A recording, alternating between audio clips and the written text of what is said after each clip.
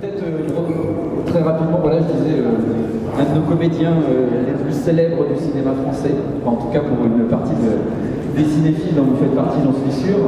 Je ne vais pas retracer toute la carrière de Denis, mais effectivement, elle commence et énormément, en tout cas moi, elle m'a marqué en tant que cinéphile avec Boys Meets Girls, Mauvais Sang, les films évidemment de Léo Scarax, Les Amants du Pont-Neuf, et plus récemment Holly Motors, qui est métafilm, enfin, on en parlera peut-être, mais en tout cas voilà. Je vais peut-être commencer. Ça serait peut-être bien qu'on retrace un peu votre vie, parce que je trouve que. Oui, non, mais rapidement, en quelques mots. Vous entendez quelque chose? Parce qu'il y a une acoustique vraiment épouvantable. Mais bon, si ça vous convient, moi je vais essayer de parler quand même comme ça. Ouais. Déjà, le terme carrière, il m'emmerde profondément. Parce que c'est pas ça que j'ai l'impression de faire. C'est pas d'extraction de pierre, quoi. C'est un itinéraire comme ça, un peu improbable, quoi. Donc carrière, ça me convient pas du tout. Donc je vais vous faire retirer ce mot. Ouais. Je retire la carrière, voilà. Je récupère mes pierres. Récupérez votre matos, ouais. Je récupère le matos. C'est genre des pierres déjà. Comédien libre, ça c'est plutôt comme quelque chose qui peut. Ouais, autant qu'on peut l'être, quoi. Ouais. Une sorte de navigateur. La navigation, ça va. La navigation, ça va. Ça c'est un terme qui fonctionne bien. Ouais. C'est-à-dire que vous oscillez effectivement souvent entre cinéma, théâtre, avec une préférence peut-être pour le théâtre. C'est-à-dire, en fait, moi j'ai jamais escompté faire du cinéma.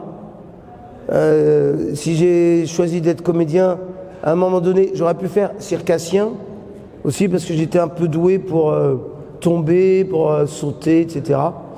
Et j'ai voulu aller vers le théâtre, parce que j'avais bien compris le mouvement, l'expression corporelle, comme on dit, le mime. Et je voulais apprendre comment on faisait avec les mots. Les mots écrits, les mots des auteurs. Et donc je me suis dirigé vers le théâtre, et en continuant parallèlement à faire de l'acrobatie, du jonglage, des excentricités. Et en fait, j'ai commencé à jouer très jeune, très vite, des rôles un peu particuliers, physiques, naturellement, un chien, des rôles un peu, oui, j'ai travaillé avec Vitesse très tôt, donc avec des gens qui étaient des grands hommes de théâtre et de texte, mais des grands artistes du théâtre des années 80. Et j'avais vraiment pas escompté faire du cinéma. J'avais un peu fait des courts-métrages, pour ça que je suis ici peut-être. Et à un moment donné, il y a Léo Scarax qui est venu me trouver et qui m'a fait faire un premier long-métrage, qui m'a confié un rôle important dans un premier long-métrage. Et c'est comme ça que j'ai mis un pied dans le cinéma. Mais pas n'importe quel cinéma, quand même vraiment du cinéma d'auteur. Et je suis resté essentiellement là-dedans. Mais j'ai jamais cherché à faire carrière, comme disait monsieur, dans le cinéma, parce que ça m'emmerde. Et puis je me suis tout de suite méfié un peu du cinéma, parce que j'ai toujours préféré revenir au théâtre, au rapport direct avec le public, ce qui me semble l'essentiel de l'artisanat du comédien, et auquel je suis encore, que je sers encore, si vous voulez. Ça veut dire qu'il y a moins d'immédiateté au cinéma qu'au théâtre, c'est ça C'est pas qu'il n'y a pas. Non, pour moi, ce qui est clair, c'est que au théâtre, c'est le comédien qui mène la représentation. C'est vraiment un pur artisanat où il faut avoir du souffle, de l'énergie physique, de la mémoire, raconter toute une histoire devant un public vivant, convaincre un public qui est là, qui est en chair et en os, qu'on est dans une autre réalité, alors que c'est pas vrai, et personne n'est dupe, mais il y a une complicité qui s'établit, une sorte d'opération pseudo-magique, je dirais, qui se fait avec le théâtre, dans l'immédiat, dans le présent, et donc il y a une grande responsabilité du comédien, dans ce cadre-là. Le cinéma, c'est autre chose. Le cinéma, c'est des coups de chance, il faut être bien filmé. Moi, j'ai eu la chance de rencontrer Léo Scarax, qui est un grand... qui est quelqu'un d'important dans le cinéma, qui est un grand artiste, un grand visionnaire, et qui m'a particulièrement bien dirigé, bien filmé. Et le cinéma, autant le théâtre, ça revient à se mettre au service d'un auteur, généralement, d'un poète qui a écrit le texte. Le cinéma, ça revient à se mettre au service d'un démiurge, d'un cinéaste, parce que la responsabilité du comédien ou de l'acteur au cinéma est une toute petite part entre l'aspect technique, la qualité de l'image et puis le montage qui détermine l'orchestration du film. Et tout ça est quand même sous la grande responsabilité du réalisateur. Donc ça peut être passionnant, mais ça dépend de quel regard il y a de l'autre côté de la caméra. Et là, pour le coup, avec Léos Carax, comme avec Claire Denis, oui. Parce que vous disiez que sur scène, il y a le présent, mais il y a aussi le corps qui est là au théâtre. Au cinéma, évidemment, aussi, quand on joue la scène, oui. Sûr. Mais en tout cas, il y a le corps et du coup, il y a l'interactivité avec le public. Les cinéastes que vous avez, avec lesquels vous avez travaillé, il y en a eu beaucoup, mais ceux qui ont vraiment marqué, enfin, qui m'ont marqué en tout cas moi, ouais. Claire Denis, par exemple, a réussi à avoir en vous aussi un corps, quelque chose. Oui, parce que Léos l'avait déjà vu, quoi. Oui, quand même, l'initiateur de tout ça, de ma présence au cinéma, je le dois absolument à Léos Carax, qui a vu aussi que j'étais un danseur avant d'être un comédien, qui m'a fait danser le premier sur la musique de David Bowie dans Mauvais Sang, sur Modern Love. Après, effectivement, ça a été assez facile, c'est pas pour dénigrer son travail, hein, à Claire Denis, de me proposer de danser en légionnaire dans une boîte à Djibouti. Mais parce que c'était déjà... la porte était ouverte, quoi. Carax, c'est un peu le... C'est-à-dire qu'il a vu en vous, on imagine en tout cas... vous savez... Son double. Ouais, je sais pas ce qu'il a vu. Mais en tout cas, on sent qu'il a porté sur vous un regard... c'est bizarre, oui, parce que j'ai jamais très bien compris ce qui s'est passé à ce moment-là avec Léos, parce que franchement, moi, j'avais aucune ambition, disons, de faire du cinéma. Quand il est venu vers moi avec Boy Meets Girl, je sais pas si vous l'avez vu, c'est le premier film de Léos qui date 82, ouais, qu'on a tourné en 82, et l'histoire d'un gars un peu mégalo quand même, qui veut être cinéaste, qui vient d'être largué par sa copine, qui doit partir faire son service militaire, et qui pique des disques de Barbara, et qui rencontre Mireille Perrier, comme ça se trouve, et voilà. Une histoire, une sorte de petite chronique très parisienne, très contemporaine de cette époque-là, et moi j'ai lu le scénario de Léos, et déjà, ça me parlait pas tellement. Honnêtement, parce que moi, ce que j'ambitionnais, c'était de jouer Hamlet. Ça, forcément, des rôles en costume, des rôles d'une autre époque. De jouer un type de mon âge, à mon époque, qui partait pour le service militaire, que pouvait être mon cas. Je trouvais ça pas tellement... C'était pas tellement enthousiasmant, quoi.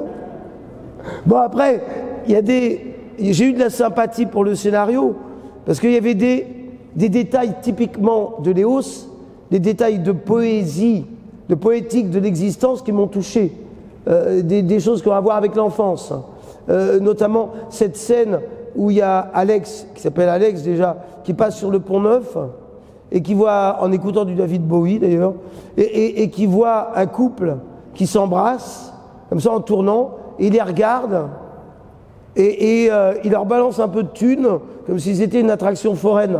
Moi, ça m'a beaucoup plu. C'est des sortes de choses qui nous ont... qui ont fait la connexion avec Léos. Mais après, c'était pas du tout une évidence pour moi qu'on allait faire des films ensemble. Pour moi, j'allais là vraiment comme en touriste, pour voir le cinéma, en me disant que ça devait être beaucoup moins fatigant que le théâtre. Tu n'avais pas à se déployer d'énergie pendant 1 heure ou plus sur scène, à meubler l'espace, à parler fort. Je disais, là, on est tanké, comme ça la caméra vient vous chercher, il n'y a pas à se décarcasser trop. Mais en fait, avec Léos, je m'étais un peu trompé quand même. Mais disons que ce premier film avec Léos, ça n'a pas été du tout une rencontre émerveillante, dire ah c'est toi, c'est moi, on va faire 5 films ensemble. Non. En fait, moi je me suis dit c'est raté. Honnêtement. Tellement on n'a pas communiqué sur ce premier film. Hein. Et pourtant après Alex, c'est 3 films. Bah oui. C'est ça qui est bien. Bah oui, mais. Comment il est revenu justement? C'est lui qui est venu me chercher. C'est pour ça que je vous disais tout à l'heure, il a dû voir quelque chose en moi qui lui convenait très bien. Qui lui donnait je lui ai donné du fil à retordre aussi quand même. Parce que, mais c'était une très grande, une école très précieuse pour moi, le travail avec Léos. Parce que contrairement à là d'où je venais, qui était plus l'acrobatie, la comédia dell'arte, de faire beaucoup, de dépenser beaucoup d'énergie sur scène, là, il fallait être dans une sobriété d'expression du visage aussi. Et donc, c'était une contrainte, une astreinte même, mais finalement, ça a été assez précieux. Je m'en suis libéré après. Mais voilà. Et donc, il y a eu cette première étape, à la fin de laquelle je me suis dit, de toute façon, le cinéma, c'est chiant. On n'a pas beaucoup moins de liberté qu'au théâtre. Léos, franchement, on s'est tellement rien dit pendant ce truc. J'ai rien compris à ce qu'on tournait. Donc c'est bon, je crois que c'est nul et non avenu.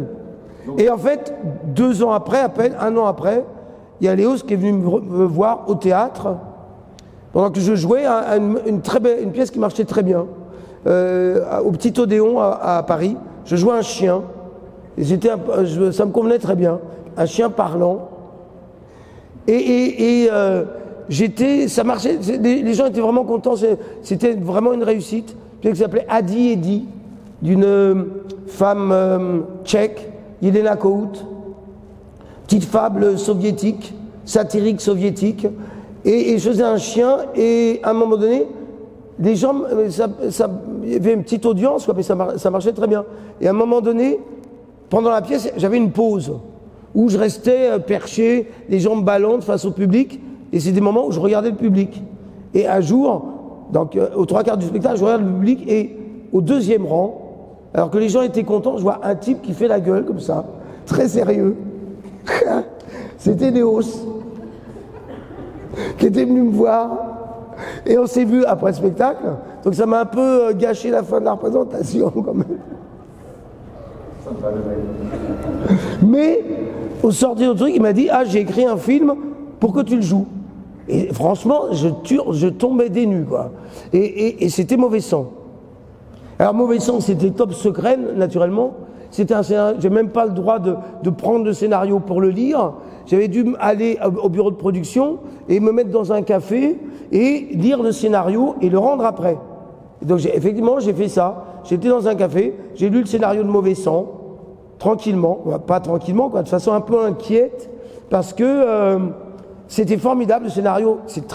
C'est magistralement écrit, les scénarios de Léos. Ça se lit comme un roman, quoi. Mais avec des phrases simples, c'est très bien raconté, très bien décrit, mais seulement je voyais ce qu'il y avait à jouer, quoi. Ce personnage d'Alex, qui devait tout faire, quoi.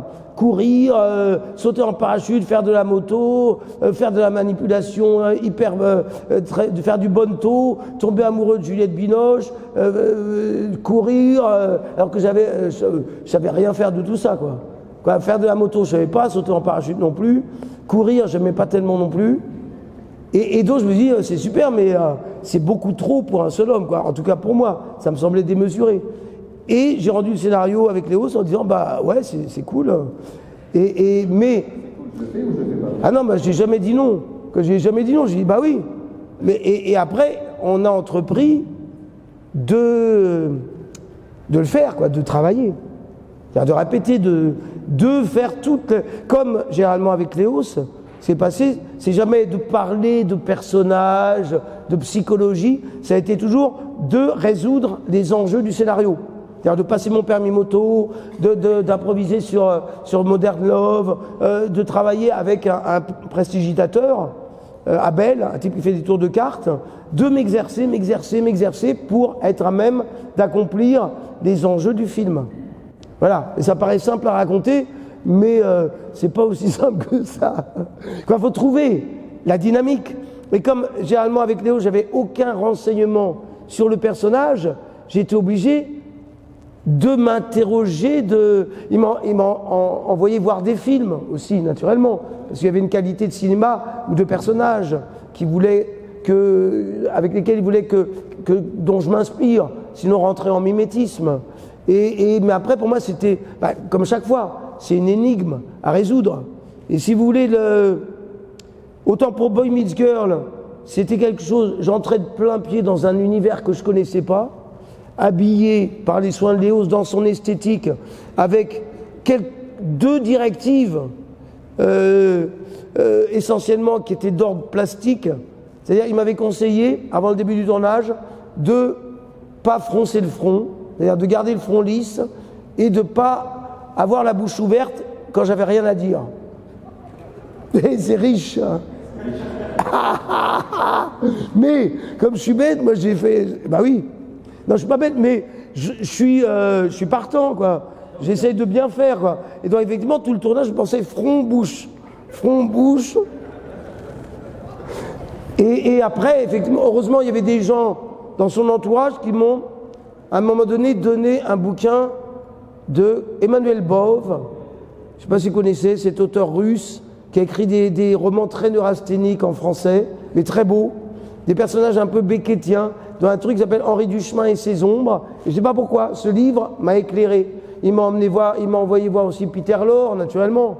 Il ne s'agissait pas d'imiter Peter Lorre, mais c'était une dimension de jeu dans M le maudit qui me parlait. Après, c'est pour mauvais sang. Il m'a envoyé voir Dana Andrews, que je ne voyais pas du tout le rapport. J'ai vu des films qui jouent dans Laura d'Otto Preminger, vous voyez, je ne vois pas le rapport du tout. Il me disait, ah bah oui, mais il y a un air de ressemblance. Ah bon, je disais. C'est vrai, il a le front lisse, mais bon. Et par contre, à un moment donné, après, on fait des choses techniques, mais après, il faut trouver où est l'entrée, où se trouve la dynamique du personnage. Puis c'était impressionnant. Moi, à Mauvais Sang, il y avait Piccoli, il y avait Juliette Binoche, qui n'était pas encore une star internationale, mais qui avait déjà une petite notoriété. Et moi, j'étais à Denis Lavant, juste, rien, quoi, pas grand-chose. Et puis, il y avait un enjeu considérable. Et à un moment donné, effectivement, j'ai trouvé une raison, une dynamique du scénario pour courir, parce que forcément, je me suis astreint à une discipline de courir tous les matins. Pas beaucoup, mais un petit peu, quoi. Mais d'entrer dans une dynamique en ayant compris, avec l'expérience de Boy Meets Girl, que sur un plateau de cinéma, on ne pouvait rien faire. Autant au théâtre, la différence, au théâtre, on est tout le temps en train de s'entraîner, on répète. Donc on est en activité sur la scène, on est libre de s'exprimer, de s'échauffer, on est dans une dynamique de jeu. Au théâtre, on est tanké comme ça, on attend qu'on vous dise on tourne, ou on répète, ou on fait la mise en place. Mais on ne peut rien faire d'autre qu'attendre, ou jouer, ou dire des blagues, ce qui n'est pas forcément malin, mais on ne peut pas être dans un entraînement. On est dans une condensation du personnage en ayant le trac, parce qu'on ne l'a pas joué encore. On joue quand ça tourne. Voilà la différence. Et donc, à un moment donné, j'ai compris que c'était un personnage héroïque que je devais jouer. Et je ne sais pas pourquoi ça m'a éclairé. Des fois, c'est un mot comme ça. Il dit ah oui, ok, là, faites de... Et donc, j'ai un peu, à un moment donné, je me suis mis dans cette dynamique-là. Après, effectivement, il y a des choses de la vie qui interviennent tout le temps, quoi. Le fait d'être comédien, on est tout le temps dans un carrefour entre la fiction et la réalité, entre sa vie et ce qu'on doit jouer. Et il y a un événement dans ma vie d'acteur qui a créé quelque chose, une sorte de déflagration, qui fait que je me suis engagé tête baissée dans le tournage du film de Mauvais Sang, un tournage qui s'est remarquablement bien passé, qui était dans une dynamique très allègre. C'est que, comme le cinéma, ça fluctue, quoi. On dit on va tourner à telle date, et puis ça peut bouger d'une semaine, ça peut bouger d'un mois, ça peut bouger de 3 mois. En fait, comme Léo n'arrivait pas à retrouver toute la production dont il avait besoin, à un moment donné, le film a dérapé de quelques mois, et malheureusement, le tournage s'est tombé en plein pendant une pièce de théâtre que je devais faire, pour laquelle j'étais engagé, qui n'était pas n'importe quoi, qui était Le Roi Lear, monté par donc Shakespeare, monté par Matthias Langhoff, un grand metteur en scène allemand, avec qui j'avais travaillé déjà dans Le Prince de Hambourg, avec un grand comédien français dans le rôle du Roi Lear, qui nous a quittés il y a peu de temps, qui s'appelle Serge Merlin, qui était un des grands comédiens de verbe, lyrique, cosmique même je dirais, très inspiré. Et voilà, avec une famille de comédiens, et il s'est trouvé qu'à un moment donné, j'ai dû faire un choix entre faire le film de Léos ou faire, je ne pouvais pas faire les deux, ou faire Le Roi Lear avec faire du théâtre. Et ça a été vraiment assez déchirant pour moi de trancher, parce que c'était trahir effectivement un peu ma raison d'être, qui était le théâtre à la base, qui l'est toujours. Et donc j'ai été déchiré, j'ai dû à moi. Et effectivement, vous vous doutez que j'ai choisi de faire un mauvais sang. Sinon je ne serais pas là, quoi. Je sais pas où je serais si j'avais. Mais bref, j'étais pas convaincu du tout au départ. J'ai passé une semaine à me dire, bon, je fais ça, c'est normal, je fais le théâtre.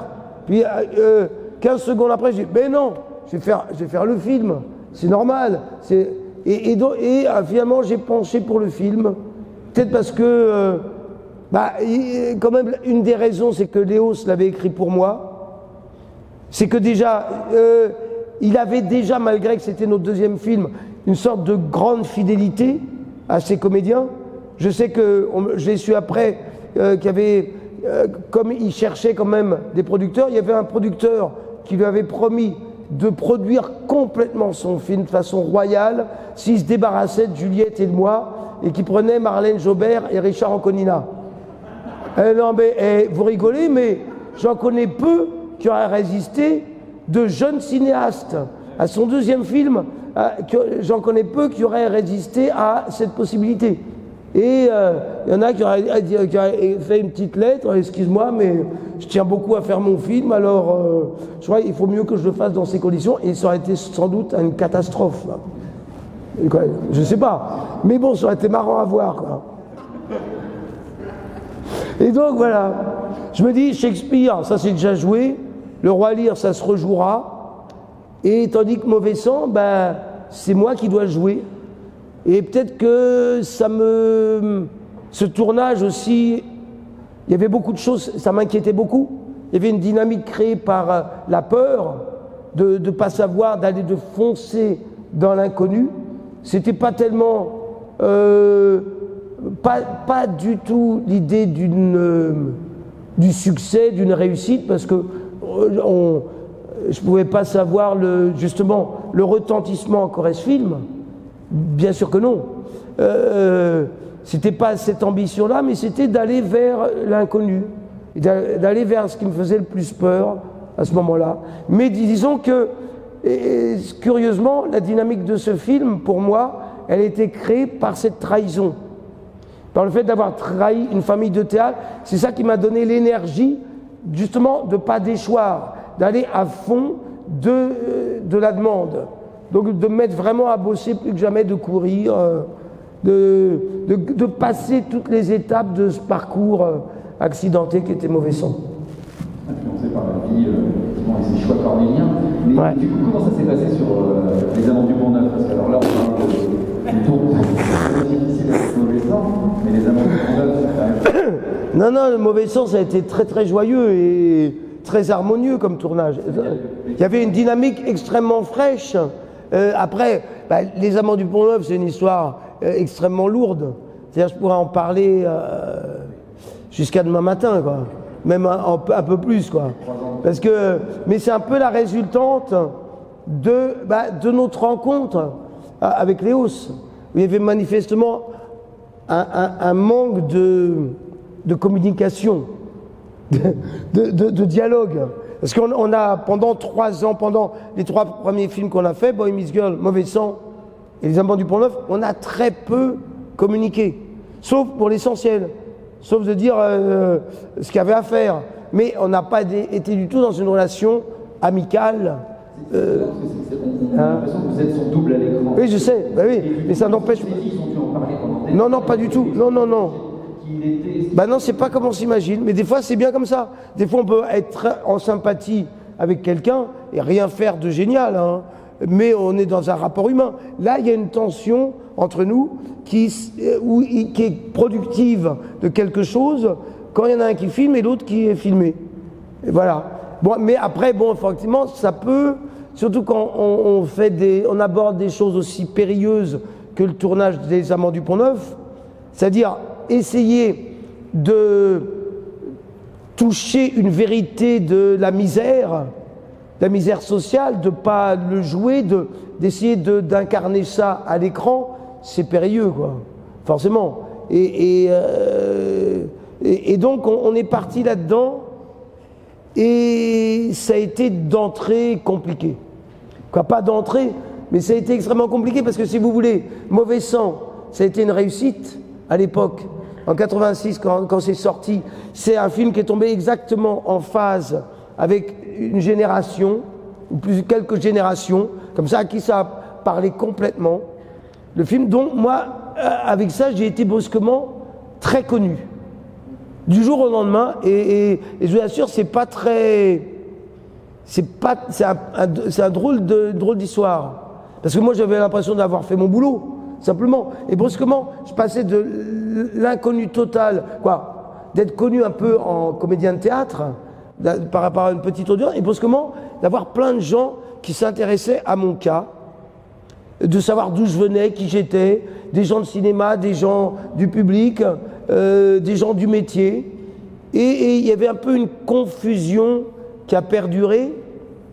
Bon, c'est-à-dire comme ça se passe au cinéma, ce qui m'a rendu un peu méfiant, c'est-à-dire que les gens, la plupart des gens ont été persuadés que Alex, c'était moi. Alors que pas du tout. Alors vraiment pas. C'est un personnage que j'ai complètement sculpté par un entraînement, psychiquement, physiquement. Je me suis décarcassé un peu pour jouer ce personnage pour ce film. Mais les gens étaient persuadés que Léos m'avait pris comme ça dans la rue et que j'étais nature. Je me dis oh là là là là. Et donc ça c'est les conséquences de ça, c'est qu'à l'époque il y a des gens qui m'ont proposé de tourner dans leur film, mais pas de faire un personnage, de reprendre, de jouer ce personnage-là. Je dis bah non. Je dis non, moi c'est pas moi. Et de toute façon, j'ai pas fait grand-chose après, sauf un film justement qui m'a plu. J'y étais directement parce que c'était vraiment absolument l'inverse de ça. C'est malheureusement un cinéaste, j'espère que vous le connaissez parce qu'il est mort, on l'a enterré hier, il s'appelle Patrick Grandperret. On a fait un film totalement atypique et très inspiré qui s'appelle Mona et moi, avec Johnny Thunders, donc cette rockstar mouvement punk, et un film qui était complètement à l'opposé de Mauvais Sang, parce qu'il n'y avait pas de scénario, c'était improvisé tout le temps, c'était une liberté totale, presque trop de liberté. C'était avec ce comédien, c'est son premier film, qui s'appelle Antoine Chappet, je ne sais pas si vous voyez, j'espère que vous voyez quand même. Oui, qui n'est pas comédien, qui est bouquiniste au départ. Mais lui, effectivement, c'est un personnage. Il s'est construit un personnage d'une sorte de dandy, pince sans rire, qui joue dans Mona et moi. Et après, c'est logique. Il décline ce personnage un peu dans tous les films. Et il est génial là-dedans. Mais ça n'est pas un travail de comédien, d'artisan de théâtre. C'est autre chose. Mais c'est une des figures possibles de l'acteur de cinéma. Alors, en tout cas, tel qu'on le conçoit en France. Et Mona et moi j'ai accepté, j'ai rencontré Patrick Grandperret, il n'avait pas de scénario, je ne connaissais pas, il n'avait pas vu Mauvais Sang, c'était très bon signe. On est parti dans cette histoire dans un échange poétique. Il m'a simplement parlé, je me souviens de notre première rencontre dans un café à Paris, où il m'a parlé des Mémoires du souterrain de Dostoïevski, qui est un texte que je connaissais parce que j'avais joué dans L'Idiot auparavant, et j'avais lu ce texte, il m'avait bouleversé.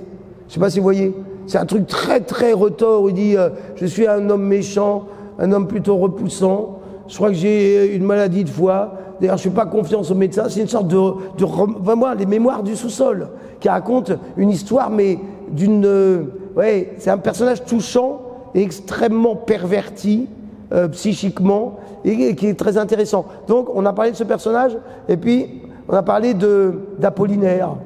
On a échangé poétiquement. Tout ce qu'on n'a pas fait comme dialogue avec Léos, en fait. Mais bon, disons que c'était une autre relation. Et c'était un film qu'on a tourné en été. L'été après Mauvais Sang, quoi. Où il n'y avait que des musicos, il n'y avait pas de comédiens. Il y avait Stévenin comme comédien et moi. Et les autres, c'était des figures assez rock, des motards, des types... il y avait Johnny Sanders, forcément, qui est un phénomène. Donc il y avait de la dope qui traînait sur le plateau. On improvisait tous les jours, on jouait dans un squat près d'Ivry. Et avec Antoine Chappet, on devait jouer des potes deux très bons potes, et ça s'est fait facilement. C'est-à-dire, le matin, on se pointait sur le tournage, et on commençait par aller au premier café, à boire des pelles fortes, et quand c'était prêt, on débarquait sur le plateau, et on improvisait. Jean Grand-Perret nous donnait des grandes lignes de la scène, et pof, on improvisait. Avec moi, j'avais un peu plus la responsabilité de amener la scène dans la trajectoire qui était voulue. Grosse responsabilité dans ce cadre-là. Et après, moi, j'étais un peu... je ne sais pas quoi en penser du boulot qu'on avait fait, parce que c'était tellement lâche et pas écrit. Mais il y a une grande spontanéité, il y a quelque chose de très... c'est pas un film qui a eu autant de succès que Mauvais Sang, mais pour les gens qui l'ont vu, c'est un film qui compte pour cette époque-là. Donc je suis passé par ça, j'ai fait du théâtre, et après, j'ai plongé pour 3 ans dans Les Amants du Pont-Neuf, dans le tournage des Amants du Pont-Neuf. Et voilà. C'est un rôle. Oui. Dans sa production, j'imagine en tant que comédien, ça n'a pas dû être simple, physiquement parlant. Alors, au-delà de l'attente, c'est-à-dire 3 ans de tournage, 3 ans de péripéties, on va pas refaire l'histoire des Amants du Pont-Neuf. En fait, c'est très simple. Il n'y a pas eu 3 ans de tournage. On a commencé en 88. Il y a eu une préparation, forcément, parce que j'avais des choses d'acrobatie à faire, des mouvements que je ne savais pas faire, tous les mouvements, le flic-flac, le truc saut périlleux arrière, tous les trucs qui partent en arrière que je n'avais pas tellement exploré l'espace arrière. J'avais quoi à faire. Ouais. Je vais cracher le feu aussi. Bon, ça, c'est pas difficile, mais je vais cracher le feu de façon très très intense, quoi. Donc j'ai travaillé avec un cracheur de feu, et puis je vais faire un clochard. Donc après, c'est de se mêler, d'aller dans la rue, quoi. Et donc j'avais, dans la préparation du film, il y avait ces paramètres-là. Je me suis beaucoup entraîné à l'acrobatie. Et puis peu de temps avant le tournage, il y a Léos qui a dit « Ah, c'est bon, il faut arrêter l'acrobatie ». Parce que chaque fois, Léos était très inquiet. Finalement, dans ce dont je me suis aperçu a posteriori, dans le peu de confiance qu'il faisait dans la capacité d'imaginaire d'un comédien, il voulait que les choses soient vécues comme un peu la méthode acteur studio, si on veut. Mais bon, moi après j'ai trouvé ça idiot, mais bon, c'est pas grave. Mais bon, parce que c'est pas vrai. En fait, moi je pense que je l'ai éprouvé sur Les Amants du Pont-Neuf. Tout le fait de vivre quelque chose pour pouvoir le jouer, c'est quelque chose qui est pas exact. Parce que si on vit quelque chose, on n'a plus à le jouer. On le joue plus. On le subit. On ne le joue plus. Pour le jouer, il faut qu'il y ait encore une possibilité de jeu. Mais on a été très loin dans cette expérimentation-là pour Les Amants du Pont-Neuf. C'est-à-dire que, effectivement, Léos voulait vraiment voir un état de déchéance, un état de plongée vraiment de déchéance humaine, de clochardisation, et en même temps, il fallait pouvoir être ça et en même temps être prêt aussi à faire de l'acrobatie, à être performant physiquement. Donc, je ne sais pas si vous voyez la gymnastique que c'était.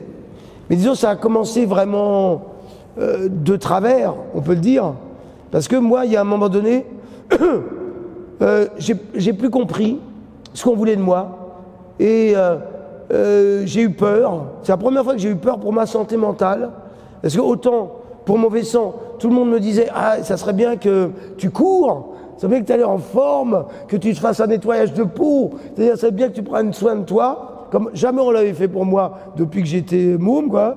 Et là, on me disait, non, ça serait bien que tu plonges un peu plus, quoi. C'est vrai que tu te morfles, que tu te salisses, tu ailles dans la rue, que tu boives. Alors, effectivement, ça, c'est mon problème. Non, c'est pas que mon problème. Mais effectivement, pour la première scène du tournage, qui était la scène du Sébasto, on s'est repris à 3 fois. On a commencé en septembre 88.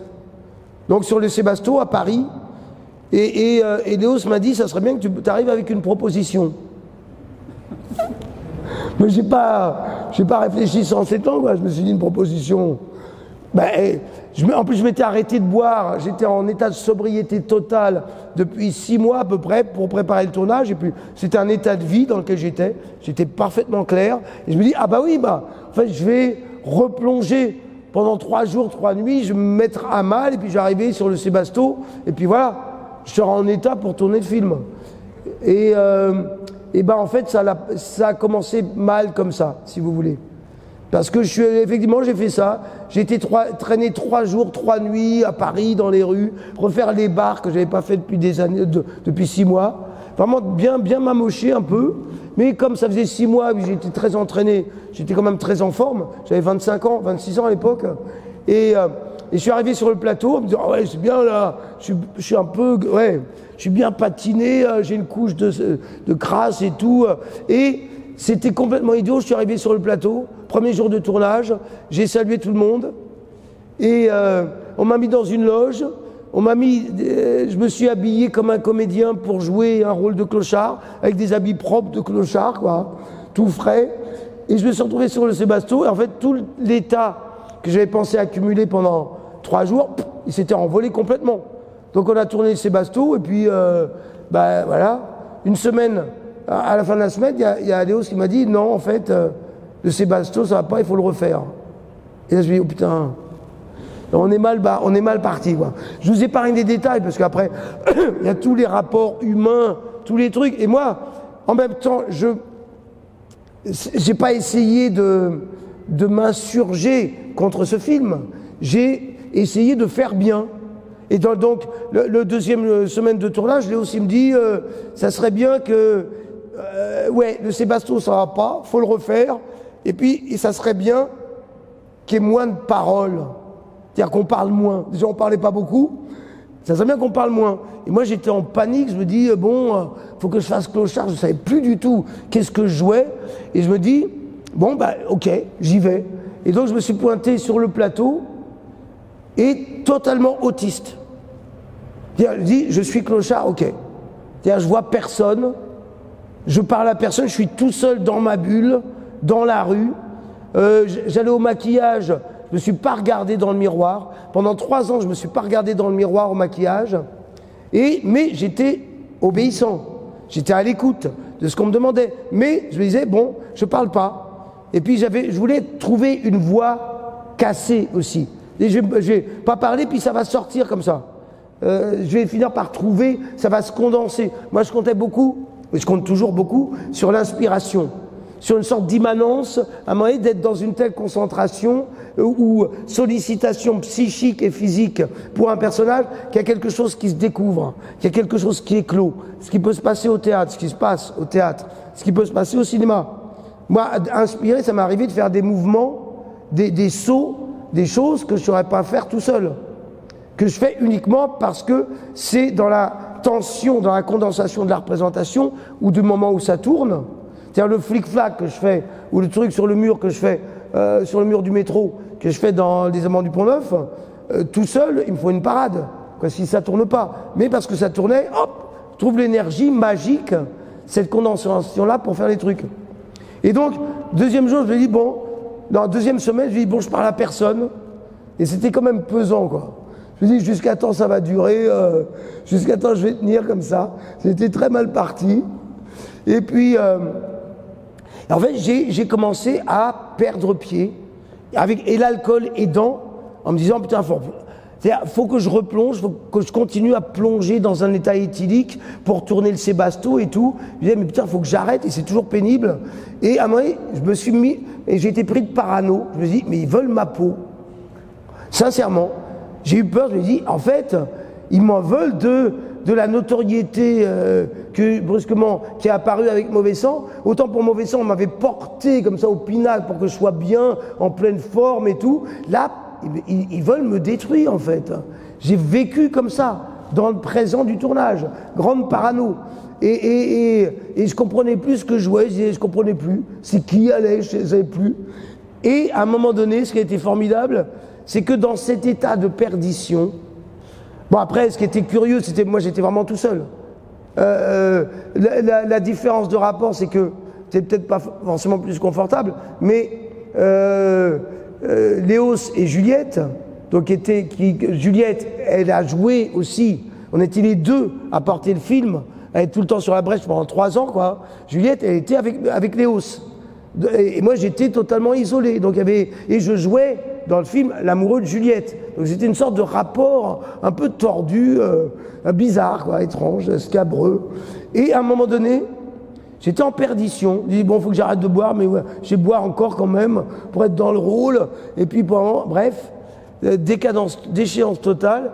Et à un moment donné, on tourne une scène sur le Vert-Galant, à Paris, devant le Pont-Neuf.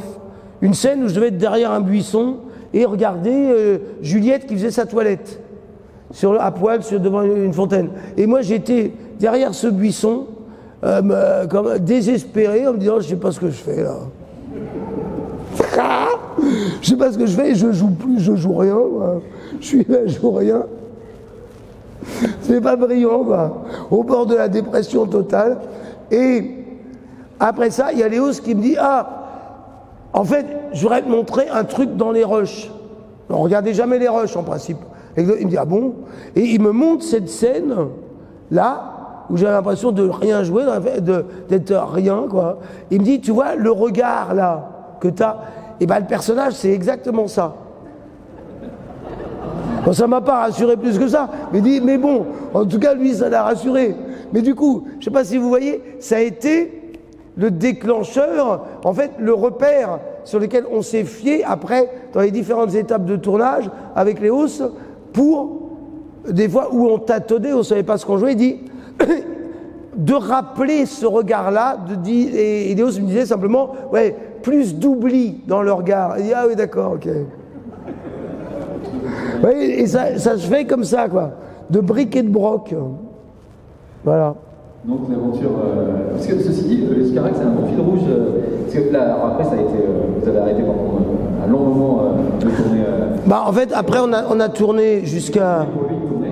Comment? C'était compliqué après pour lui de tourner, après les Amants du Pont-Neuf. Ah oui. La confiance était un peu rompue avec les producteurs. Ouais, bah oui, ça l'a un peu diabolisé, quoi, dans l'esprit des producteurs, et encore, c'est pas fini.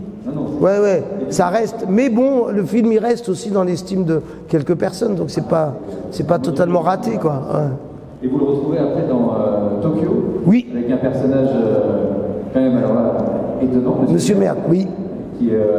Comment ça s'est fait, là, vous êtes retrouvés? Comment vous êtes retrouvés? Il est revenu? Je sais pas. Entre-temps, Léos, il a fait un film avec Guillaume Depardieu et qui s'appelait Paula X, qui n'a pas du tout marché. Pourtant, c'est le seul film que j'ai vu de Léos. Je n'étais pas concerné du tout, donc j'ai apprécié comme tel, quoi.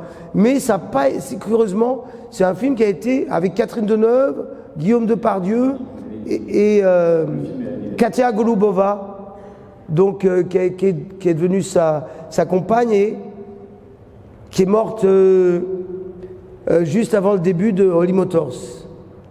C'était une drôle d'histoire aussi. Mais voilà, il a fait ce film, donc moi j'étais pas concerné. Et puis je me disais, peut-être on va se retrouver. Peut-être, de toute façon, moi je me disais, si Léos me recontacte, c'est sûr, oui, je repars, je suis prêt à repartir, avec un peu d'appréhension, parce que les Amants du Pont-Neuf, ça a été quand même une sorte de traumatisme. Quand même, pour moi, il y a une partie de ma vie, c'est avant les Amants du Pont-Neuf et après les Amants du Pont-Neuf. Parce que j'y ai laissé des plumes, quand même. Mais bon, pour moi, c'est une épreuve. C'est-à-dire, après les Amants du Pont-Neuf, si vous voulez, n'importe quel tournage de cinéma, c'est des vacances totales, quoi. On peut mettre dans un truc inconfortable et dire, ouais, mais ça dure pas, quoi. Après, ça va. Avec les Amants du Pont-Neuf, c'était un truc, c'était pas confortable du tout. Et c'était encore, oui, je le répète, un moment de solitude épouvantable. Oui, parce que de jouer cet Alex-là, totalement autiste, qui dit tout à l'heure, je retourne sur le pont, d'être paumé entre...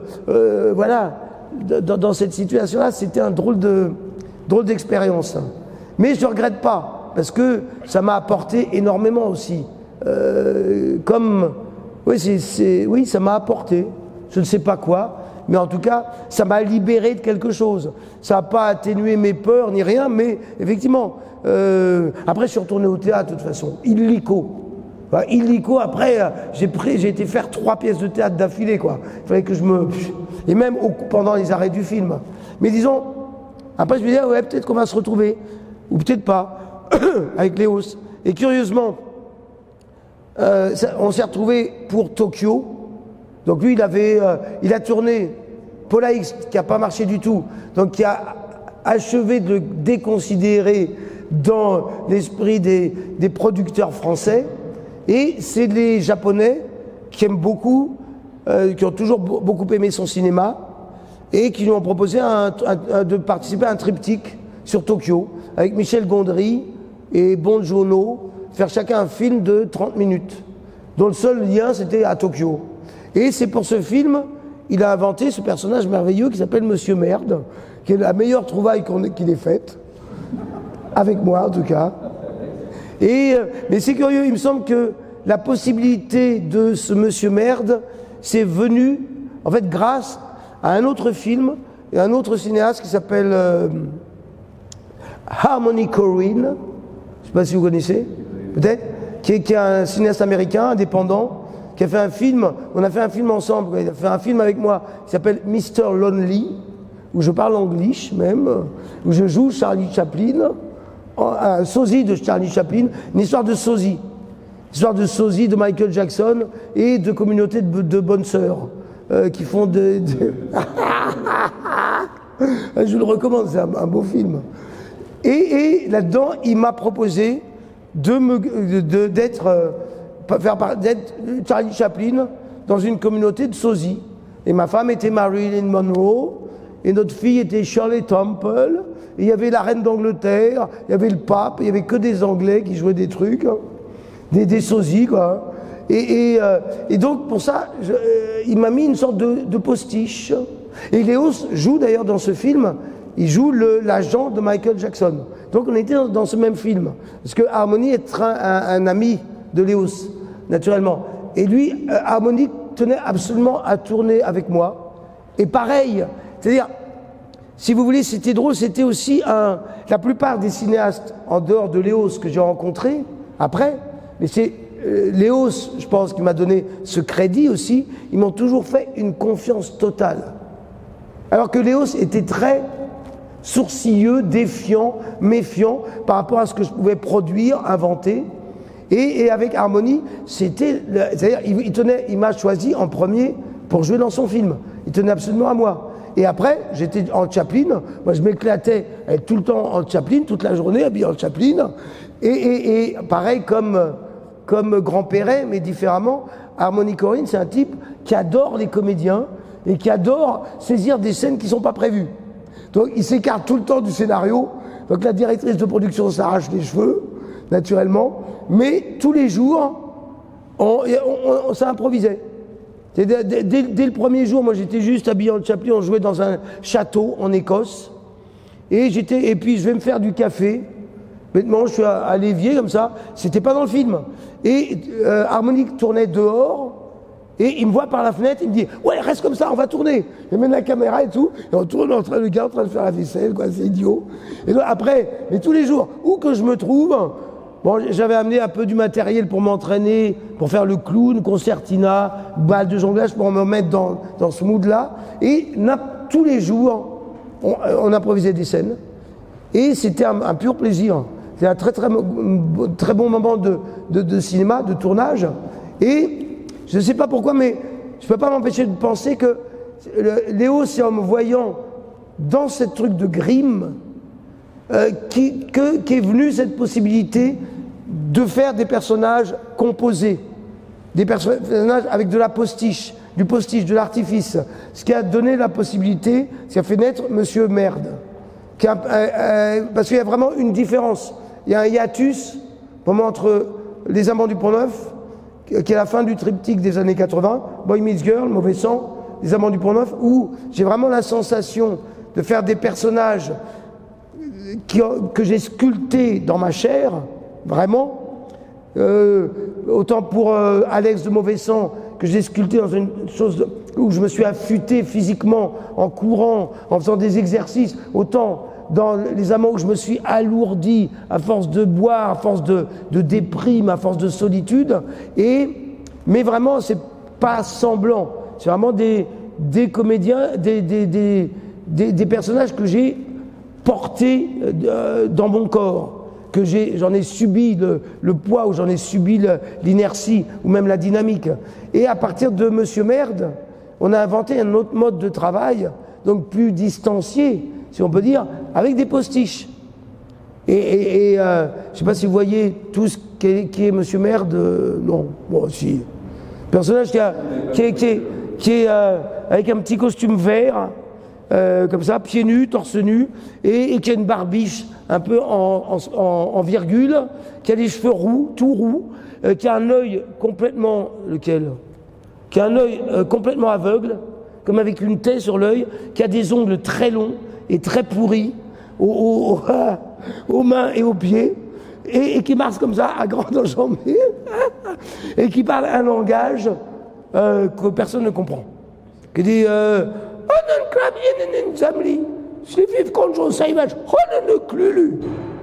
voilà.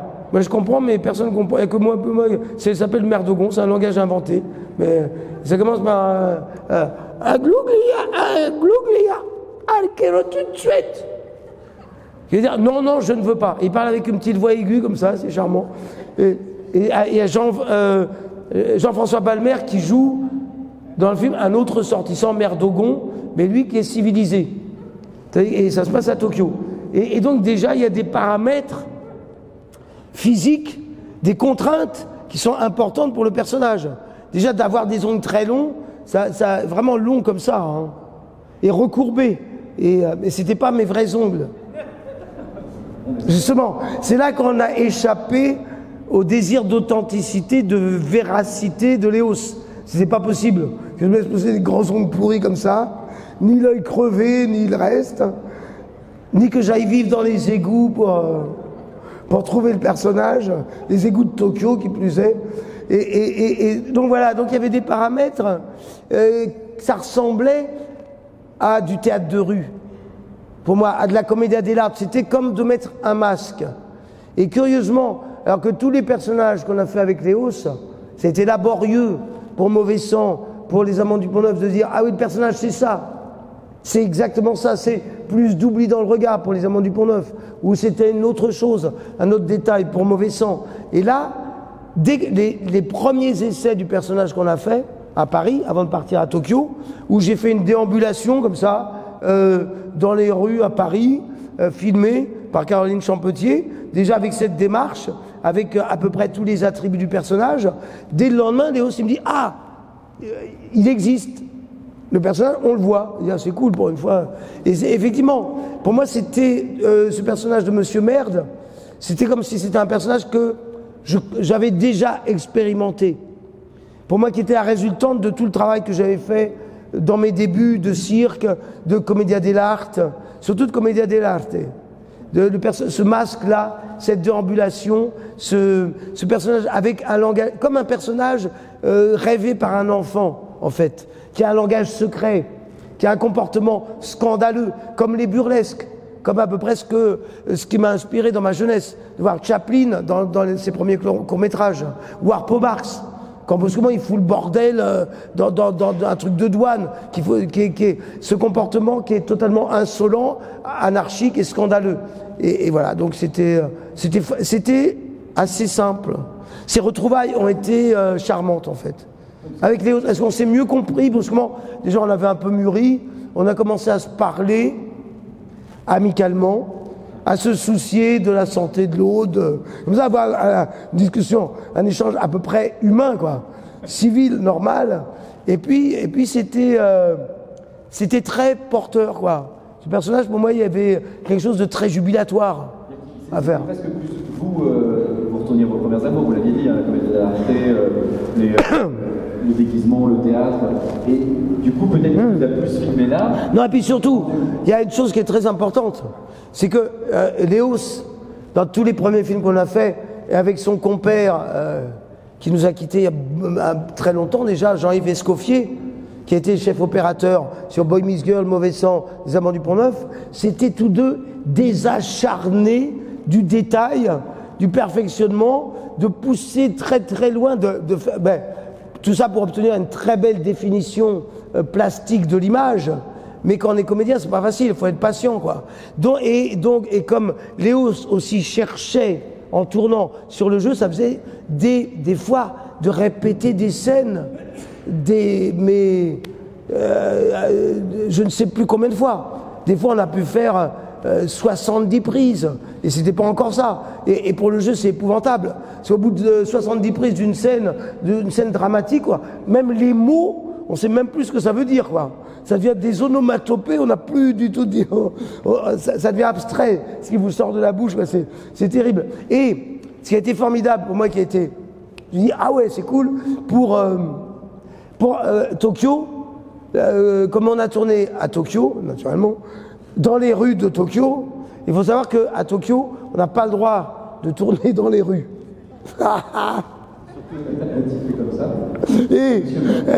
Et donc, mais on peut, les gens prennent le risque. Il y a des gens qui tournent dans les rues, heureusement. Mais il suffit qu'il y ait un Japonais qui se plaigne et fin de journée de tournage. Et c'est ce qui s'est passé. C'est-à-dire que la première scène que je fais avec Monsieur Maire à Tokyo, c'est une scène où je déboule sur une passerelle à Shibuya, dans un grand artère d'échange avec métro, route, voie rapide. Et donc à 9h je sais pas, un peu trop tôt on a commencé, à 9h du soir, je devais passer sur une passerelle avec une besace, avec des grenades dans la besace, des fausses grenades en polystyrène. Et j'avais toute une démarche où je devais balancer mes grenades à tir-larigot, selon une chorégraphie très très bien réglée, où il y avait une grenade par là, à dégoupiller, une grenade par là, deux grenades par là, en faisant attention à ne pas les mettre sur la voie en dessous. Et il y avait Caroline Champetier qui me prenait comme ça, plan américain, et en reculant, en travelling arrière, à la caméra à l'épaule, et en dessous du champ de la caméra, il y avait, pour vous dire comment c'était artisanal, il y avait au moins 5 Japonais, techniciens japonais. Il y en avait 2 avec des... avec des trucs qui faisaient des étincelles, des briquets, je sais plus quoi, et d'autres avec des sèches-cheveux. Et chaque fois que je dégoupillais une grenade, ils décomptaient, ils marchaient comme ça en canard sous le champ de la caméra, et j'assure, et chaque fois que je dégoupillais une grenade, ils décomptaient de 5 à 0 en japonais, et ils envoyaient des trucs de briquet, et ils actionnaient les sèche-cheveux pour faire le souffle de l'explosion. Bien sûr. Et j'allais demander justement si c'était plus facile de tourner avec Caroline Champetier au cadre, mais là c'était un peu contraint pour elle. Ah oui, c'est vrai, bah oui, ouais. Et donc, on a fait cette première prise où je traverse toute la passerelle, en balançant mes grenades, on dit « Oh oui, là il propose tonnette !» Et je redescends, et en bas de la passerelle, il y avait des Japonais, le staff japonais qui m'attendait, il y avait plein de monde, c'est une heure vraiment de pointe, qui m'attendait avec une ombrelle pour me ramener au point de départ, pour que je sois incognito, que je ne choque pas le public japonais. Et on se remet dans la voiture où j'étais tanké pour attendre. Et au bout de 5 minutes, il y a un assistant qui arrive qui dit en fait, il y a la productrice qui est partie au poste avec des menottes. Fin de journée de tournage. Je dis ouais. Et moi je dis c'est super. Ça commence vraiment bien, quoi. Et effectivement, ça a été cette dynamique-là, particulière, contraint par les faits, c'est-à-dire on a travaillé comme du théâtre de rue. C'est-à-dire qu'il fallait être prêt, on répétait des fois des scènes dans des endroits déserts, comme il y a un long travelling qu'on fait quand même sur genre les Champs-Élysées tokyoïtes, qui s'appelle Ginza, avec que des boutiques de luxe, un long travelling où je vais faire plein d'actions avec des compères, quoi. Piquer une clope, piquer une béquille à un unijambiste qui se cassait la figure, prendre des fleurs à des gens d'un fleuriste et commencer à les bouffer, parce qu'il bouffe des fleurs, monsieur Merde aussi, et du vrai, piquer le portefeuille d'un monsieur qui voulait offrir une glace à sa petite fille et commencer à manger des billets, et voilà, et tout ça, et sur toute l'avenue, tout ça à grandes enjambées, et donc forcément il fallait être prêt, fin prêt, en sachant qu'on pouvait l'exécuter une seule fois peut-être, sinon 2 fois. Et c'est ce qui a été le cas. Donc c'était, pour moi c'était une dynamique très épatante, quoi, qui me convenait très bien. C'était pas de s'enferrer à répéter, refaire la même chose jusqu'au moment où ça sort. C'était d'être bien, d'être là dans le premier jet, quoi.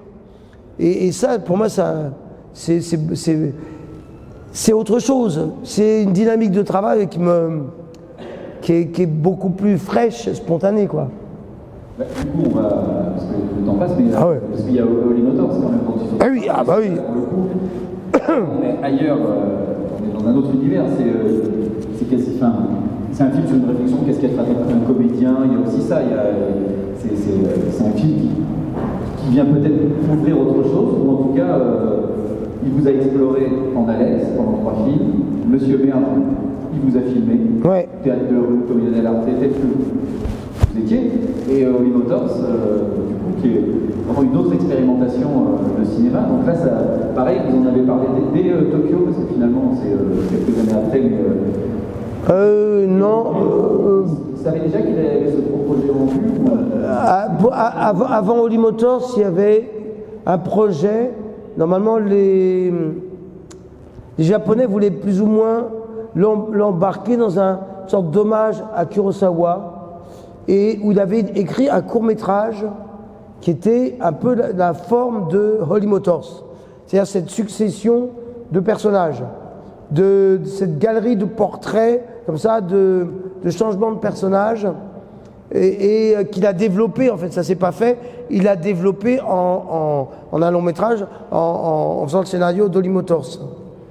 Et voilà, mais pour moi, Holy Motors, c'est déjà dans le même mode qu'on avait expérimenté avec Monsieur Merde. C'est de créer des personnages avec du postiche, d'être dans l'artifice, et pas forcément dans le vécu. De toute façon, il n'y avait pas le temps. Il n'y avait pas le temps pour... c'est un film qu'on a tourné quand même en 2 mois, 2 mois et demi peut-être, et donc très vite. Et en plus, Léos, qui était vraiment tenu par les producteurs pour pas déborder, on n'avait pas le droit à l'erreur, quoi. Donc ça a dû être très très efficace tout de suite. Mais je veux dire que pour moi c'est un très bon souvenir, et puis je suis content qu'on ait fait ce film-là. Pour moi c'est un peu une réponse au calvaire des Amants du Pont-Neuf. Holy Motors, c'était un film et que j'ai beaucoup apprécié de le voir à plusieurs reprises. Parce que je trouve qu'il y a quelque chose de très ludique, il y a cette grande lucidité visionnaire qu'a Léos, comme dans chacun de ses films, par rapport à son époque, mais il y a beaucoup d'humour, il y a beaucoup de ruptures, il y a des choses qui sont épatantes. C'est pas du tout que c'était rassurant à jouer. Bah, quand j'ai vu encore le truc qu'il me proposait de faire, je me dis, oh, mais c'est impossible de faire tous ces personnages, quoi. C'est monstrueux. Surtout, il n'y a pas le temps de les explorer tous. Et en même temps, c'est une expérience fabuleuse. C'est Edith Scobb, d'ailleurs, qui m'a dit ça. Des fois, il faut des gens qui vous éclairent, quoi. Edith Scobb qui joue mon factotum, qui conduit la limousine dans Holy Motors. La première jour, on est partis ensemble, il nous a mis en présence, et puis on a été faire des essais de limousine. Et Edith Scobb, que je ne connaissais pas encore, elle me dit, mais c'est quand même formidable ce qu'il a écrit pour toi. Je me dis, ah bah ouais. Et c'est vrai. Et je dis, bah oui. Parce que moi j'avais tendance à voir l'épreuve que ça allait être, mais en même temps, il y avait ça, quoi. Que c'était. Et si vous voulez, c'est un film, c'est presque, pour moi, c'est l'aboutissement d'un côtoiement, d'un travail qui s'est étalé sur 20 ans avec Léos, entre Boy Meets Girl et Holy Motors. Et c'est l'aboutissement de, effectivement, parce que on s'est compris tout le temps. C'est-à-dire, on a mis 20 ans à s'appréhender, mais sur Holy Motors, c'était clair que toutes les directions que me donnait Léos, qui n'étaient pas d'ordre psychologique, jamais, à aucun moment, qui étaient d'ordre plastique, je les acceptais pleinement, et lui, il me faisait entièrement confiance pour les incarner, c'est-à-dire pour donner vie à une apparence. Et donc c'était dans un très grand rapport de confiance et de complémentarité. Voilà.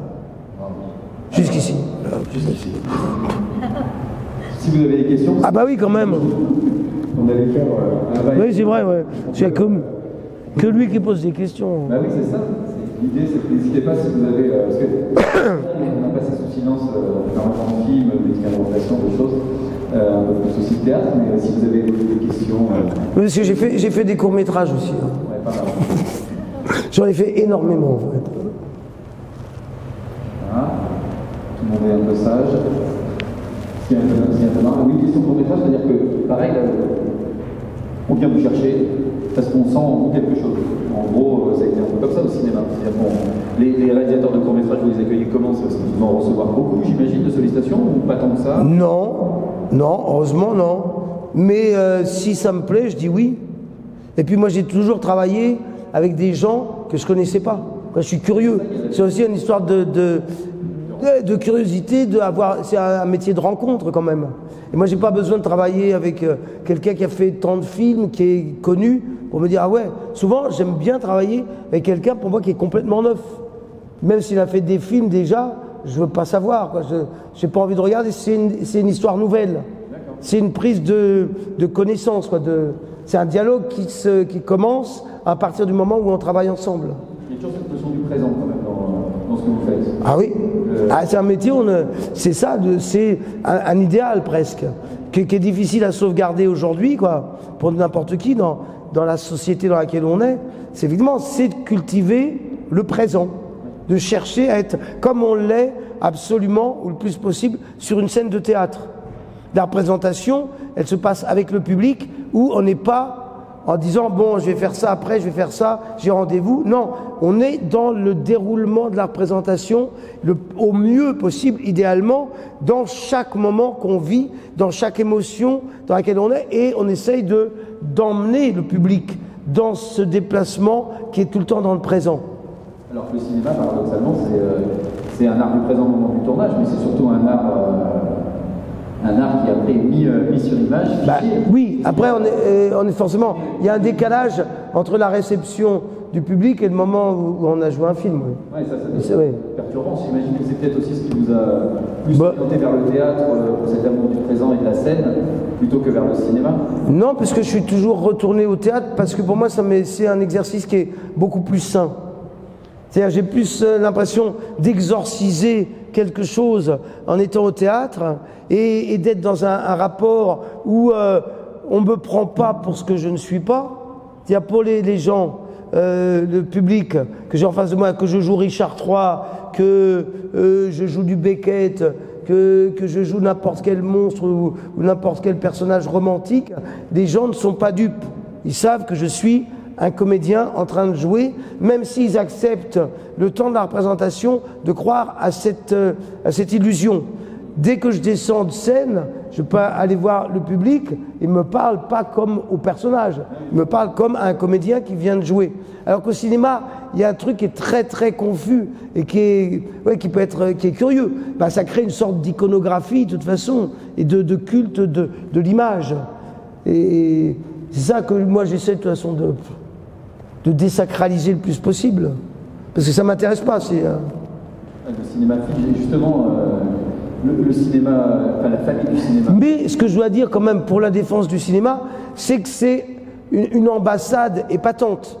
C'est-à-dire, le théâtre, il faut être là toujours, tout le temps, dans le présent, aux endroits où on est. Après, je sais que si je me déplace à l'étranger où je n'ai jamais joué au théâtre, je suis reçu souvent bien parce que les gens, ils m'ont vu au cinéma. Donc, effectivement, ça a des avantages. Est-ce qu'il y a peut-être une question?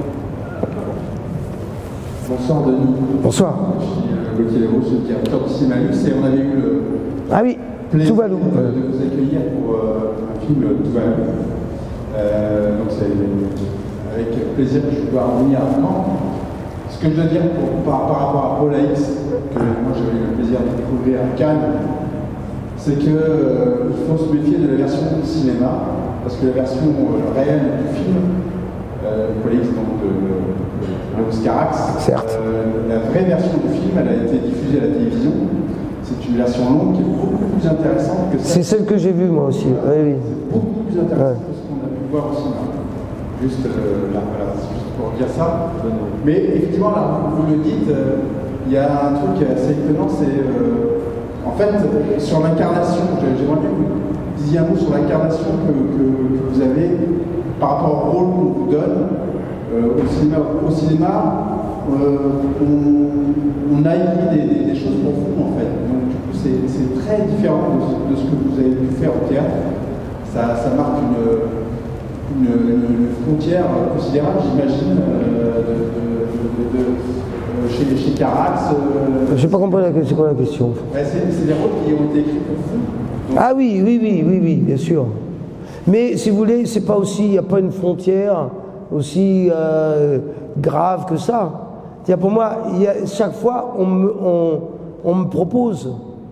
Et que Léos me propose de jouer le rôle d'Alex dans Mauvais Sang, qui est un rôle de jeune homme héroïque, si je puis dire, de jeune premier, on pourrait dire, qui est une sorte de rôle qu'on m'aurait jamais proposé dans les écoles de théâtre. Si vous voulez, c'est là où c'était le plus ringard pour moi, dans les écoles de théâtre, on m'a proposé de façon assez classique des rôles de valet de comédie, comme dans Marivaux, Harlequin, ou des rôles de monstres comme Néron ou Richard III. Donc, on ne peut pas tellement compter sur les écoles de théâtre, sur la définition du rôle et de l'emploi qui perdure de façon ringarde dans les écoles de théâtre pour savoir ce qu'on est capable de jouer. Mais heureusement, comme au cinéma où on m'a proposé des rôles épatants, pareil, les metteurs en scène m'ont proposé aussi, ont projeté sur moi une image qui n'était pas forcément celle dans laquelle j'étais étiquetable. Parce que j'ai pu jouer aussi bien, j'ai pu jouer Richard III, et j'ai pu jouer Roméo, j'ai pu jouer Tréplief dans La Mouette. À partir du moment où j'ai eu des gens qui sont intéressés à moi pour jouer des rôles, la palette dans laquelle j'ai pu m'exprimer a été assez large. C'est ça la question? Bon d'accord. Vous acceptez d'être un bloc de terre anglaise pour les cinéastes. Il y a un peu ça quand même, c'est-à-dire qu'il peut vous mener un peu comme ils veulent. Oui, mais en même temps. Oui. J'ai l'impression que c'est excitant de se dire moi je ne veux pas connaître ce qu'ont fait les cinéastes, mais faites vous savez. Il y a un rôle toujours le même. Ouais. Ça c'est intéressant. Il y a quelque chose qui est instinctif, que je ne maîtrise pas du tout, et qui s'est produit dès le début de mon travail de comédien. C'est pour ça qu'il y a des évidences. Il y a des rôles qu'on vous propose, ils vous inspirent. Et des fois, il y a des rôles qui vous font peur, comme j'en parlais pour Mauvais Sang. Mais forcément, il y a quelque chose qui est plus fort que la peur, qui vous inspire. Et sans que ça soit prémédité sur un cheminement précis, la plupart des rôles que j'ai accepté de jouer, il y avait une sorte de cohérence là-dedans. Si vous voulez, quand Vitesse est venu me chercher, le premier rôle que j'ai joué pratiquement, c'était dans l'Orfeo de Monteverdi. Il n'arrivait pas à faire bouger les chanteurs. Et donc, il a, très très tard dans les répétitions, il a eu l'idée de prendre un comédien muet, un rôle muet, pour suivre le personnage d'Orphée dans une sorte de chorégraphie faite par un chorégraphe, Milkos Parenblek. Et donc, c'est moi qui ai hérité de ce rôle, cette possibilité-là. Pour moi, c'était évident. Ça allait de soi. Après, il y a Viviane Théophilides, que j'ai eu comme prof au conservatoire, qui m'a proposé un rôle de chien, dont je parlais tout à l'heure. Et pour moi, c'était une évidence. Il y avait quelque chose de ce chien, mais j'avais eu des modèles de chiens chez mes parents, donc j'avais l'impression de connaître l'univers canin. Et il y avait quelque chose comme ça qui me parlait du chien, et je me suis éclaté à faire le chien. J'avais intégré complètement le comportement canin du chien de mes parents, à peu près, mais sans marcher à quatre pattes, faisant le chien debout, voilà. Et ensuite, il y a le premier rôle, si vous voulez, où j'avais vraiment à défendre un texte, le rôle humain que j'ai eu à jouer, alors que j'étais pas du tout sûr de moi au départ par rapport au travail d'un texte de théâtre, comment on se l'approprie, comment on trouve la justesse, comment on le restitue. Et le premier rôle important que j'ai eu, c'est un rôle russe, c'est un rôle dans L'Idiot de Dostoïevski, c'est un rôle qui s'appelle Hippolyte. qui est un jeune gars qui avait mon âge à l'époque, il y a 22 ans, et qui était un nihiliste révolutionnaire et phtisique. Et ce rôle, pour moi, c'était une évidence. C'est-à-dire, j'avais même pas à réfléchir si le texte, je disais juste le propos de ce jeune personnage qui essaye de se suicider à la fin de la pièce et qui oublie de mettre les balles dans son revolver, qui fait un fiasco total, et qui fait à un moment donné une sorte de long plaidoyer, une sorte de testament en public où il fait chier toute la compagnie qui a réuni chez le prince Mychkine pendant toute la soirée, en disant après moi le déluge, et il raconte un peu sa profession de foi, son engagement politique, et pourquoi il va se suicider, parce qu'il est phtisique, il n'a plus l'énergie pour s'engager dans une sorte de bienfaisance sociale, et ce personnage c'était idéal. En plus, ayant une certaine aimantation à l'époque, encore un peu, avec la Russie, et étant persuadé que j'avais des ancêtres russes, c'est à moitié faux, mais bon, j'ai cru pendant 40 ans, moi, et pour moi, c'était complètement porteur. Donc, il y a des évidences, et il y a des contre-évidences, mais chaque fois, le personnage, il est porteur il est inspirant, et que ça soit pour un court-métrage, c'est la même chose. Moi, je m'en fous que ce soit un court-métrage. Bon, sauf que le jeu du court-métrage, c'est quand même généralement, sauf plus récemment, mais c'est pas du tout rémunérateur. C'est un truc qu'on fait pour le plaisir. Et puis c'est un embarquement qui est de courte durée, ce qui est plutôt plaisant, et qui est aussi assez libre, parce que souvent c'est des gens qui débutent dans le cinéma. Mais pour moi, un scénario de court-métrage réussi, ça a la même valeur qu'une nouvelle très bien écrite en littérature, comme Maupassant, comme Tchekhov. Donc c'est quelque chose qui peut être un travail intéressant et de qualité en plus. Donc je me suis prêté souvent à ce jeu-là, puis il suffisait qu'il y ait quelqu'un qui me propose quelque chose, soit brusquement qui soit évident, soit brusquement qui me surprenne, parce que l'évidence peut être aussi par la surprise. Si vous voulez, à un moment donné, il y a un personnage qu'on m'a proposé récemment, il y a quelques années, après que j'ai tourné Holly Motors. Après, j'ai quand même, dans Holly Motors, je fais au moins 10 personnages différents. Et après ça, je me dis, peut-être ça va donner des idées aux cinéastes contemporains en France, ou bien de me proposer des rôles. Et en fait, j'ai été voir s'il y avait des choses, des nouvelles chez mon agent à Paris. Et en fait, quelques temps après la sortie du film, en fait, il y avait 2 scénarios. Il y avait un scénario, une sorte de scénario paranoïaque, vous voyez, qui est très compliqué, avec une intrigue paranoïaque, mais en fait qui raconte pas grand-chose. Et c'était pour jouer un peu le rôle de l'alcoolique de service, le second couteau. Je me dis, ça n'a aucun intérêt. Aucun intérêt. Et à côté de ça, il y avait un téléfilm sur Marcel Dassault. Et d'abord, je dis non.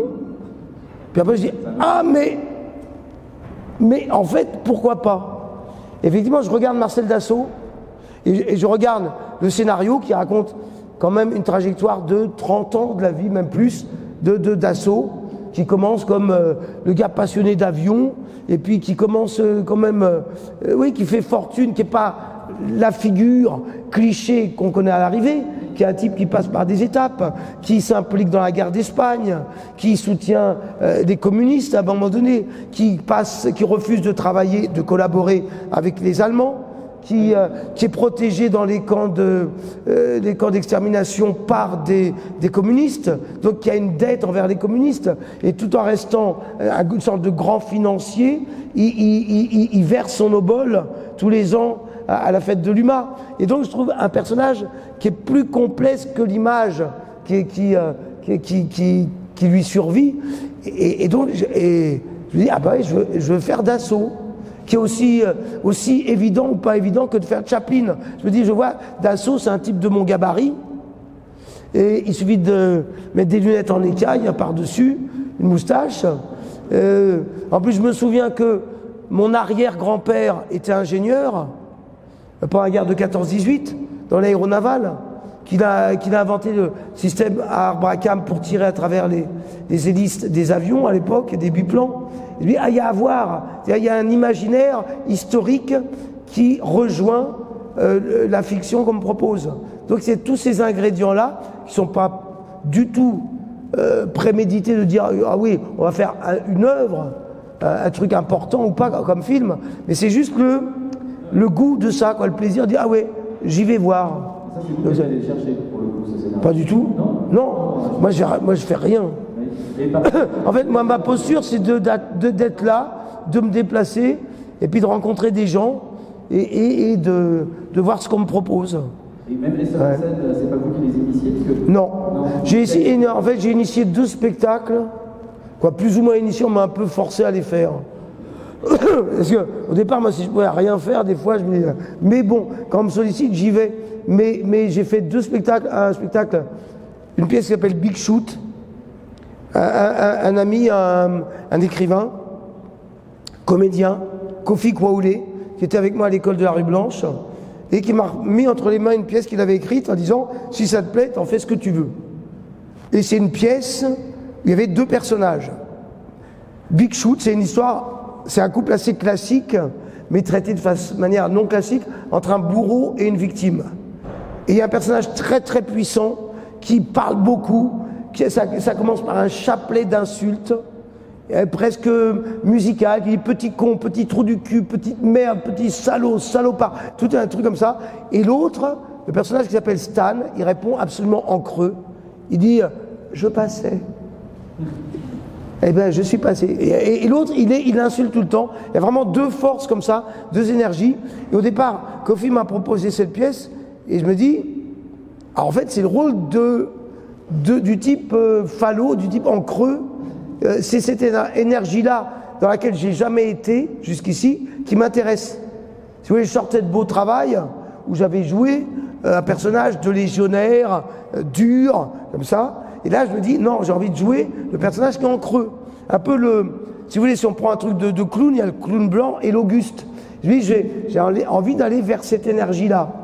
Et en fait j'ai dit à Kofi, qui n'a pas compris, parce que lui il me voyait dans l'autre rôle. Donc ça a fait long feu, et finalement, à un moment donné, j'ai dû lire cette pièce-là dans un théâtre qui s'appelle le Lavoir Moderne à Paris. Comme je n'avais pas le temps de solliciter un autre comédien, je dis, je vais lire tous les rôles, je vais lire les 2 rôles. Donc j'ai fait Monsieur et Stan, le bourreau et la victime. Et en fait, la partition est écrite de telle sorte qu'en le jouant comme ça devant un pupitre, en faisant les 2 voix, les 2 énergies, je me dis, ah bah ouais, mais je peux le jouer. Et donc, sollicité par le directeur, finalement, je me suis mis en scène avec l'aide d'une amie, clown, comme regard extérieur. Et donc, j'ai fait ce spectacle. Mais je n'ai pas exploité parce que, voilà. Je suis pas tellement têtu, je suis pas opiniâtre pour l'exploitation d'un spectacle. Bon, voilà. On est obligé de se séparer. Ouais, d'accord, allez. Tout de suite. Voilà, on remercie énormément. Merci. Merci.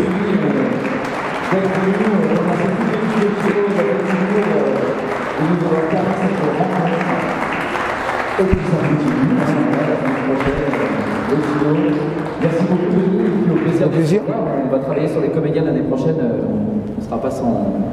Sur quoi? Sur les comédiens. Ah d'accord, bon d'accord. À l'année prochaine peut-être. À l'année prochaine peut-être. Merci, au revoir. Merci beaucoup à vous.